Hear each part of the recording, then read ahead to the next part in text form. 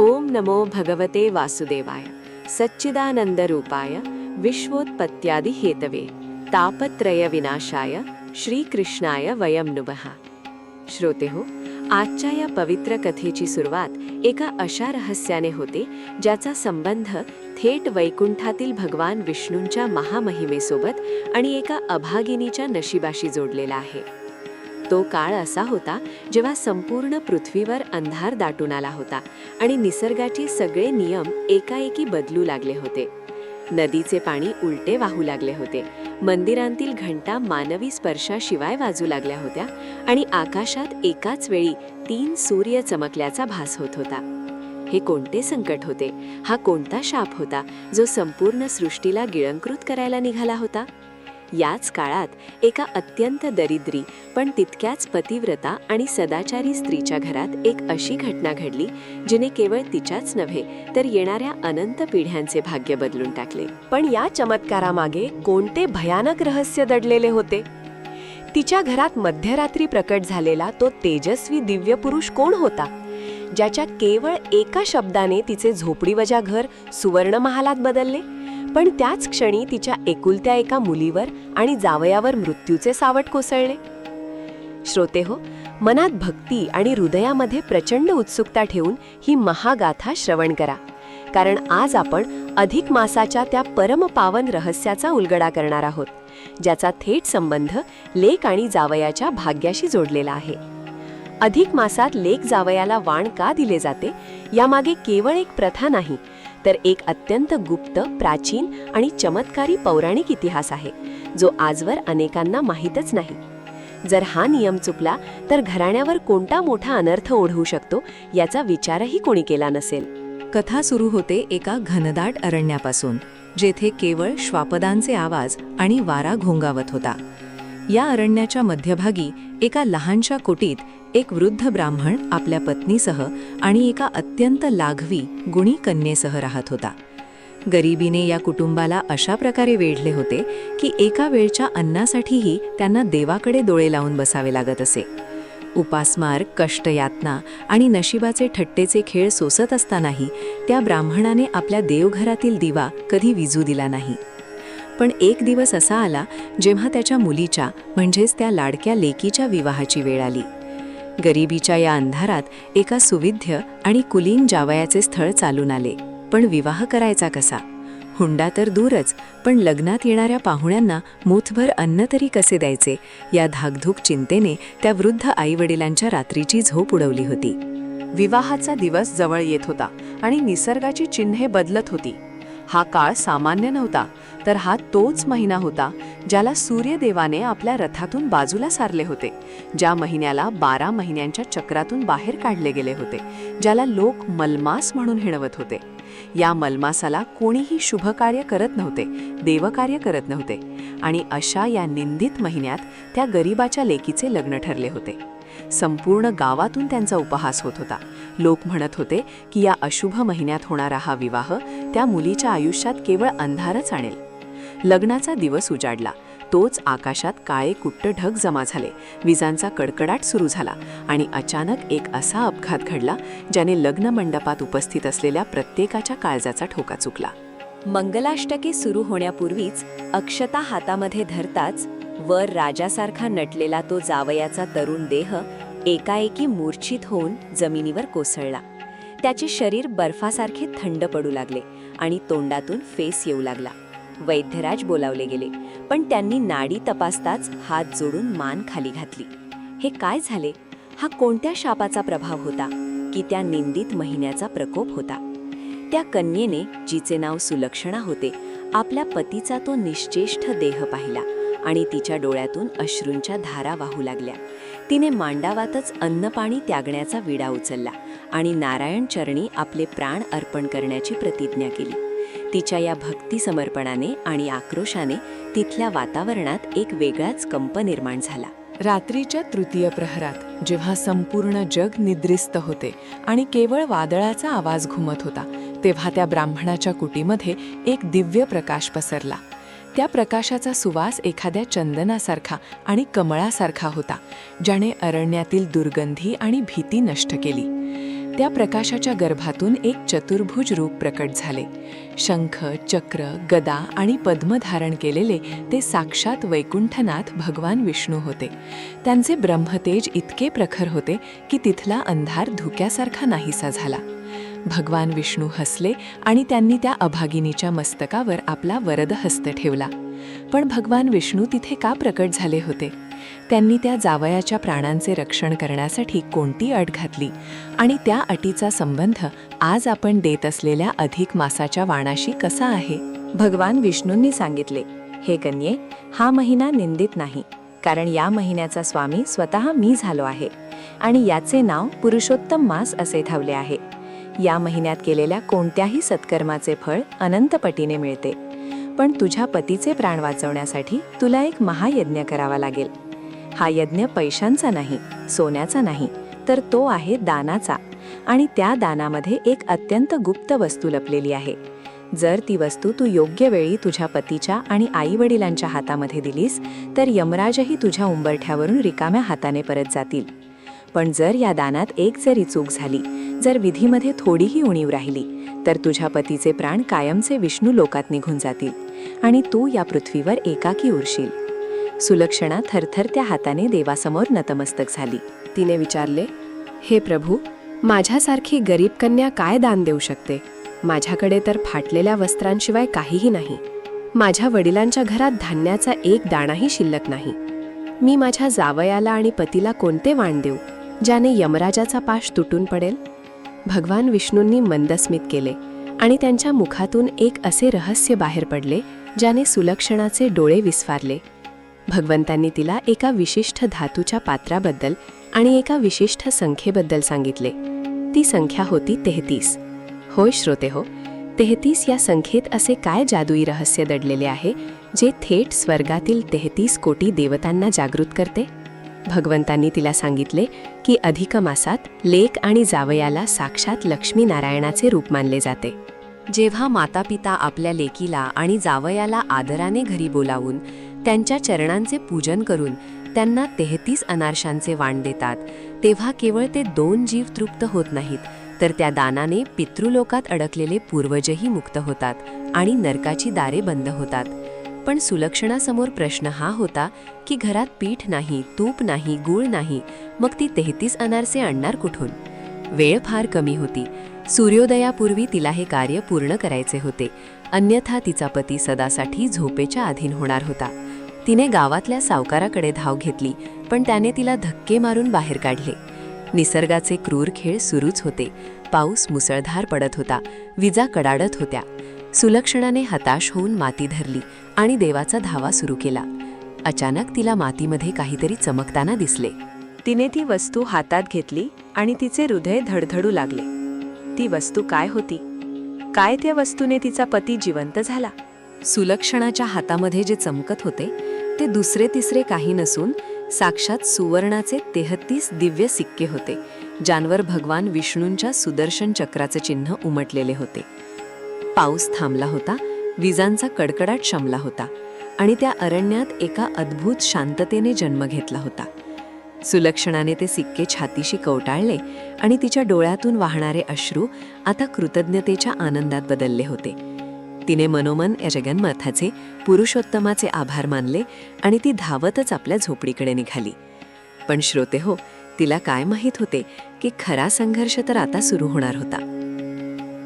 गावाच्या वेशीवर पोहोचताच तिला काही सावल्या अंधारात हालताना दिसल्या. ते गावातील काही दुष्ट लोक होते ज्यांनी सुलक्षणाच्या हातात काहीतरी मौल्यवान चमकताना पाहिले होते. त्यांच्या मनात पाप जागे झाले होते. एका अभागिनीच्या नशिबाशी आणि तिच्या पतीच्या प्राणांशी खेळायला ते नराधम तयार झाले होते. सुलक्षणा आपल्या कुटीच्या उंबरठ्यापाशी पोहोचणार तोच एका धिप्पाड माणसाने तिचा रस्ता अडवला. त्याच्या हातामध्ये तीक्ष्ण तलवार चमकत होती. तो म्हणाला, ए पोरी, तुझ्या हातामध्ये काय आहे ते मुकाट्याने आमच्या हवाली कर, नाहीतर तुझा हा उंबरठा तुझ्या रक्ताने माखावा लागेल. सुलक्षणाचे काळीज धडधडू लागले. एका बाजूला मृत्यूच्या दारात उभा असलेला तिचा पती होता, ज्याचे प्राण वाचवण्यासाठी अवघा काही वेळ उरला होता, आणि दुसऱ्या बाजूला समोर उभे असलेले हे जिवंत यमदूत होते. तिने मनोमन विष्णूचा धावा केला. अचानक त्या सुवर्ण शिक्क्यांमधून एक असा प्रखर प्रकाश बाहेर पडला की त्या दुष्टांचे डोळे दिपून गेले. त्यांना काहीच दिसेनासे झाले आणि ते ओरडत जमिनीवर कोसळले. सुलक्षणाने एक क्षणही वाया न घालवता झोपडीत प्रवेश केला. झोपडीत तिचे वृद्ध आईवडील डोक्याला हात लावून बसले होते आणि समोर तिचा पती निश्चेष्ट पडलेला होता. सुलक्षणाने ते सुवर्ण सिक्के आपल्या वडिलांच्या हातामध्ये ठेवले आणि म्हणाली, बाबा, हा साक्षात भगवंताचा प्रसाद आहे. या शिक्क्यांच्या सहाय्याने ताबडतोब 33 अनारसे तयार करा. पण तिचे वडील हताश होऊन म्हणाले, लेकी, या मध्यरात्री मी कुठे जाणार? पीठ, गूळ आणि तूप आणणार कुठून? आणि जरी आणले तरी हे अनारसे तयार व्हायला वेळ लागेल. पण तुझ्या पतीची नाडी तर क्षीण होत चालली आहे. सुलक्षणाने धीर सोडला नाही. तिने देवासमोर दिवा लावला आणि आपल्या हाताने चूल पेटवली. चमत्काराची मालिका अजून संपली नव्हती. जशी तिने चूल पेटवली तशी संपूर्ण झोपडीमध्ये एका अद्भुत सुवासाचा दरवळ सुटला. देवघरात ठेवलेल्या रिकाम्या पात्रांमध्ये आपोआप तांदळाचे पीठ, शुद्ध गाईचे तूप आणि सुगंधी गूळ प्रकट झाला. सुलक्षणाच्या आईने आणि वडिलांनी भगवंताचं नाव घेत 33 अनारसे तयार करण्यास सुरुवात केली. प्रत्येक अनारसा तयार होताना ते ओम नमो भगवते वासुदेवाय या मंत्राचा जप करत होते. दुसरीकडे रात्रीचा शेवटचा प्रहर संपत आला होता. आकाशात तांबडे फुटण्याची वेळ झाली होती. जर सूर्य उगवण्यापूर्वी हे वाण जावयाच्या हातामध्ये दिले गेले नाही तर विष्णूंची ती अट अपूर्ण राहणार होती आणि सुलक्षणाचा संसार उद्ध्वस्त होणार होता. तयार झालेले ते 33 अनारसे एका काशाच्या ताटामध्ये सजवण्यात आले. ते अनारसे नुसते अन्न नव्हते, तर साक्षात 33 कोटी देवतांचे आशीर्वाद त्यामध्ये सामावलेले होते.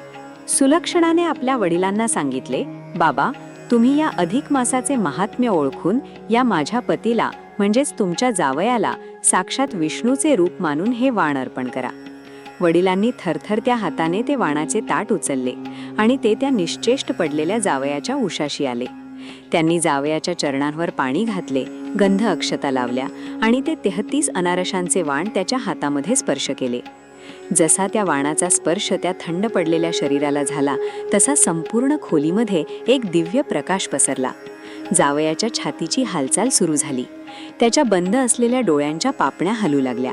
त्याने एक मोठी उसासा टाकला आणि तो उठून बसला.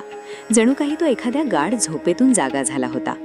त्याच्या चेहऱ्यावरचे ते काळे पडलेले तेज परत आले होते आणि त्याचे शरीर पुन्हा रक्ताच्या उर्बेने रसरसून निघाले होते. हा चमत्कार पाहून त्या म्हाताऱ्या आईवडिलांच्या आणि सुलक्षणाच्या डोळ्यांतून अश्रू वाहू लागले. त्यांनी थेट त्या विष्णुरूपी जावयाच्या चरणांवर डोके ठेवले. पण श्रोते हो, ही कथा इथेच संपत नाही. हा तर केवळ एका कुटुंबाचा उद्धार होता. या घटनेनंतर भगवान विष्णू पुन्हा तिथे प्रकट झाले आणि त्यांनी संपूर्ण मानवजातीसाठी एक मोठा संदेश दिला. भगवंतांनी सांगितले की अधिक मास, ज्याला लोक मलमास म्हणून हिरवतात, तो प्रत्यक्षात माझा सर्वात प्रिय महिना आहे. या महिन्यात जे मातापिता आपल्या विवाहित कन्येला आणि जावयाला घरी आमंत्रित करतात, त्यांचे पाय धुवून त्यांचे पूजन करतात आणि त्यांना 33 अनारशांचे वाण देतात, त्यांच्या घरातील दारिद्र्य धुक्यासारखे नाहीसे होते. जावई हा केवळ कुटुंबाचा एक सदस्य नसून तो साक्षात विष्णूचा अंश मानला गेला आहे आणि कन्या ही लक्ष्मीचे रूप आहे. जेव्हा लक्ष्मी आणि नारायण एकाच छताखाली पूजले जातात, तेव्हा त्या घराण्यातील 7 पिढ्यांचे दोष जळून खाक होतात. भगवंतांनी सुलक्षणाला वरदान दिले की तिचे नाव या पृथ्वीवर सदा अमर राहील आणि जो कोणी ही कथा श्रवण करेल त्याच्या घरातील अखंड सौभाग्य टिकून राहील. श्रोते हो, या कथेमध्ये एक अत्यंत गूढ रहस्य दडलेले आहे, जे आजच्या काळातही तितकेच सत्य आहे. अधिक मासात दिले जाणारे हे वाण केवळ एक औपचारिकता नाही. बऱ्याचदा लोकांना प्रश्न पडतो की वाण केवळ लेक जावयालाच का द्यावे आणि 33 हीच संख्या का असावी? आपल्या सनातन धर्मात 33 कोटी देवतांचा उल्लेख आहे. जेव्हा आपण 33 वस्तूंचे दान करतो, तेव्हा आपण त्या प्रत्येक देवतेला तृप्त करत असतो. आणि जावयाला दान देण्यामागे कारण असे की कन्यादानानंतर जावई हा आपल्या कुळाचा रक्षक आणि उद्धारक बनतो. पितृलोकात अडकलेले आपले पूर्वज या अधिक मासात पृथ्वीवर येतात आणि आपल्या वंशजांकडून काहीतरी पुण्याची अपेक्षा करतात. जेव्हा आपण जावयाला हे वाण देतो, तेव्हा त्या पुण्याचा अंश थेट आपल्या पूर्वजांना मिळतो आणि ते तृप्त होऊन आपल्याला धनधान्य आणि संततीचे आशीर्वाद देतात। सुलक्षणाच्या पतीला मिळालेले नवजीवन हे याच दानाचे फळ होते। परंतु आजच्या या आधुनिक युगात आपण या प्रथांचे मूळ अर्थ विसरत चाललो आहोत। काही लोक केवळ देखावा म्हणून किंवा लोकांमध्ये मोठेपणा मिरवण्यासाठी महागड्या वस्तूंचे वाण देतात, पण भगवंताला सोन्या चांदीची हाव नाही, त्याला हवी आहे ती भक्ती आणि श्रद्धा।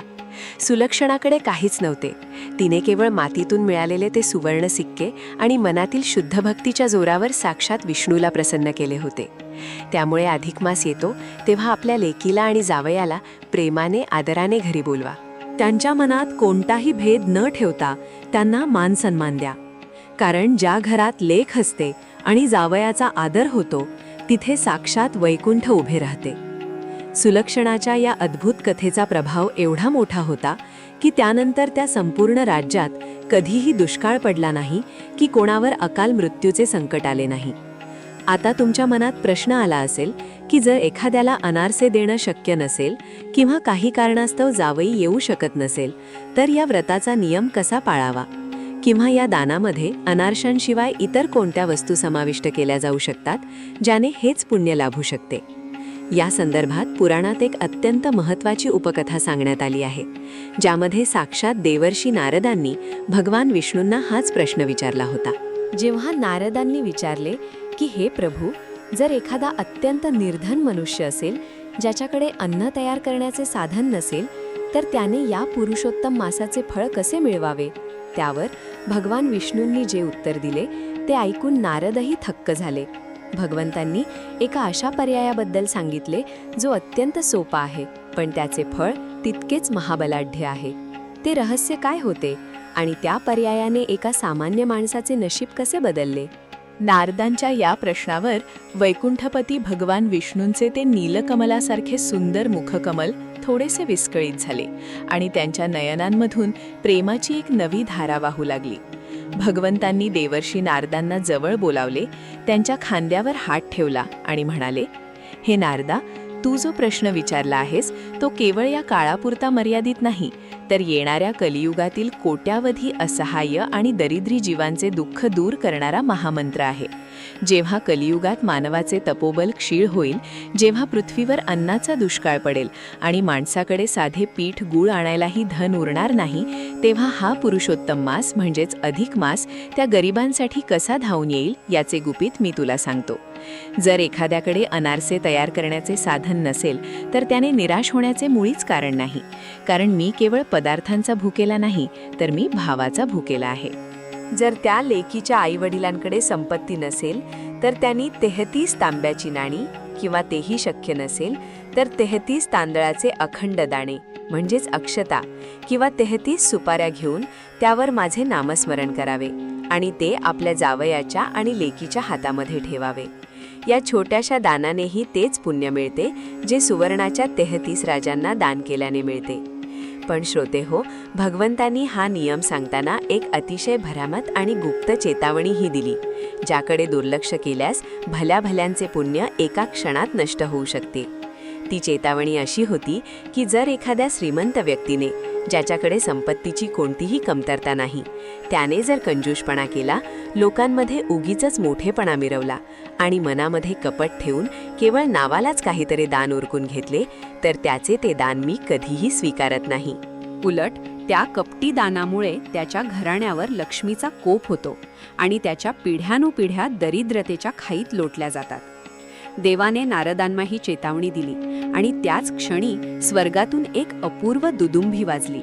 आकाशातून देवगणांनी सुलक्षणाच्या झोपडीवर पुष्पवृष्टी करण्यास सुरुवात केली। सुलक्षणाचा पती, जो आता पूर्णपणे स्वस्थ आणि तेजस्वी झाला होता, तो आपल्या सासू सासऱ्यांच्या चरणांवर लीन झाला। त्याच्या डोळ्यातून वाहराळलेले अश्रूढी सांगत होते की त्याला मिळालेले हे नवजीवन केवळ त्याच्या पत्नीच्या भक्तीचे आणि तिच्या पालकांच्या त्या त्यागाचे फळ होते। त्या अरण्यात आता एक अलौकिक उत्सव सुरू झाला होता। गावातील जे दुष्ट लोक सुलक्षणाचा रस्ता अडवायला आले होते, ज्यांचे डोळे त्या सुवर्ण शिक्क्यांच्या प्रकाशाने आंधळे झाले होते, ते रांगत रांगत त्या झोपडीच्या उंबरठ्यापाशी आले। त्यांचे अहंकार पार गळून पडले होते। त्यांनी सुलक्षणाच्या वडिलांचे पाय धरले आणि आपल्या पापांची क्षमा मागितली। श्रोतेहो, या कथेचा प्रत्येक शब्द आपल्या हृदयाला स्पर्श करून जातो. विचार करा, त्या काळात जेव्हा दळणवळणाची साधने नव्हती, जेव्हा गरिबीचा अंधार एवढा मोठा होता, तेव्हा केवळ एका विश्वासाने एका मृतप्राय जीवाला जिवंत केले. मग आजच्या काळात जर आपण संपूर्ण श्रद्धेने आपल्या लेक जावयाला वाण दिले, तर आपल्या आयुष्यात चमत्कार का घडणार नाही? अधिक मासात लेक जावयाला वाण देण्याची ही परंपरा केवळ महाराष्ट्रातच नाही, तर संपूर्ण भारतवर्षात वेगवेगळ्या रूपांत पाळली जाते. काही ठिकाणी याला धोंडा महिना असेही म्हणतात. धोंडा म्हणजे दगड, पण या दगडालाही जेव्हा भक्तीचा स्पर्श होतो, तेव्हा त्याचे सुवर्णात रूपांतर होते. हीच या महिन्याची खरी महती आहे. जावयाला धोंडा का म्हणतात, यामागेही एक अत्यंत रंजक कथा आहे, जी ऐकून तुमचे डोळे उघडतील. तो काळ असा होता जेव्हा एका राजाने आपल्या कन्येचा विवाह एका अत्यंत विद्वानाशी केला. पण तो विद्वान मनातून अत्यंत गर्विष्ठ होता. त्याला आपल्या ज्ञानाचा इतका माज होता की तो कोणालाही माणूस समजत नव्हता. जेव्हा अधिक मास आला, तेव्हा राजाने त्याला आदराने आपल्या महालात बोलावले. पण त्या जावयाने राजाचा आणि त्याच्या राजेशाही थाटाचा उपहास केला. त्याने राजाने दिलेले सगळे दागिने आणि उंची वस्त्रे लाथेने बाजूला सारली आणि म्हणाला, मला या नश्वर गोष्टींची हाव नाही. मला जर काही द्यायचे असेल तर असे काहीतरी द्या जे कधीही नष्ट होणार नाही. राजा चिंतेत पडला. राजाने आपल्या मुख्य पुरोहितांना विचारले, या गर्विष्ठ जावयाला शांत कसे करायचे? पुरोहितांनी सांगितले, महाराज, हा जावई स्वतःला खूप मोठा ज्ञानी समजतो, पण याला पुरुषोत्तम मासाचे महत्त्व माहीत नाही. याला जर सुताच्या 33 वाती करून त्या तांब्याच्या पात्रात ठेवून त्यात गाईचे शुद्ध तूप घालून दीपदान केले, तर याच्या बुद्धीतील अंधार दूर होईल आणि याचे गर्वहरण होईल. राजाने तसेच केले. जेव्हा त्या गर्विष्ठ जावयासमोर ते 33 दिव्यांचे वाण आणून ठेवले गेले आणि राजाने त्याचे पाय धुवून त्या दिव्यांची आरती केली, तेव्हा त्या दिव्यांच्या प्रकाशातून साक्षात विष्णूचे रूप प्रकट झाले. त्या रूपाचे दर्शन होताच जावयाचा सारा अहंकार, सारा माज गळून पडला. तो राजाच्या पाया पडला आणि म्हणाला, महाराज, तुम्ही मला जे ज्ञान दिले ते मला कोणत्याही ग्रंथात मिळाले नव्हते. माझे हृदय एका दगडासारखे म्हणजेच धोंड्यासारखे कठोर झाले होते. पण तुमच्या या आदराने आणि वाणाच्या प्रभावाने माझे रूपांतर एका मऊ नवनीतात झाले आहे. म्हणूनच तेव्हापासून जावयाला धोंडा मानून त्याचे पूजन करण्याची आणि त्याला गोडधोडाचे जेवण घालण्याची प्रथा सुरू झाली. श्रोतेहो, जेव्हा आपण आपल्या घरी लेक आणि जावयाला आमंत्रित करतो, तेव्हा केवळ एक औपचारिकता म्हणून त्यांच्याकडे पाहू नका. अनेक घरांमध्ये मी पाहतो की जावई आला की घरात एक वेगळाच ताण निर्माण होतो. काही लोक सासरच्या मंडळींवर दबाव आणतात, हुंड्याची किंवा महागड्या वस्तूंची मागणी करतात. पण लक्षात ठेवा, जो जावई सासरच्या लोकांचा छळ करतो किंवा जो सासरा आपल्या लेकीच्या सासरच्या लोकांना हीन वागणूक देतो, त्यांच्या घरातला अधिक मास हा पुरुषोत्तम मास न राहता यमराजाचा काळ बनतो. सुलक्षणाच्या कथेने आपल्याला हेच शिकवले आहे की नात्यांमध्ये प्रेम, आदर आणि समर्पण असायला हवे. जेव्हा सुलक्षणाच्या वडिलांनी आपल्या जावयाचे पाय धुतले, तेव्हा त्यांनी एका व्यक्तीचे पाय धुतले नव्हते, तर त्यांनी आपल्या कन्येच्या सौभाग्याचे, तिच्या भविष्याचे रक्षण करणाऱ्या विष्णू रूपाचे पूजन केले होते. म्हणूनच अधिक मासाचे हे वाण देताना मनात कोणताही किलमिष ठेवू नका. आपल्या क्षमतेनुसार श्रद्धेने जे काही द्याल ते भगवंताच्या चरणी पोहोचते. कथेच्या या टप्प्यावर येऊन आता आपल्याला त्या महाचमत्काराच्या अंतिम रहस्याकडे जावे लागेल, जिथे भगवान विष्णूंनी सुलक्षणाला आणि तिच्या संपूर्ण परिवाराला आपल्या दिव्य विमानामध्ये बसवून थेट वैकुंठलोकी नेले. पण त्या विमानामध्ये बसण्यापूर्वी सुलक्षणाने पृथ्वीवरील माता भगिनींसाठी एक असा गुप्त विधी लिहून ठेवला, ज्याचा वापर करून आजही हजारो स्त्रिया आपले अखंड सौभाग्य टिकवून ठेवतात.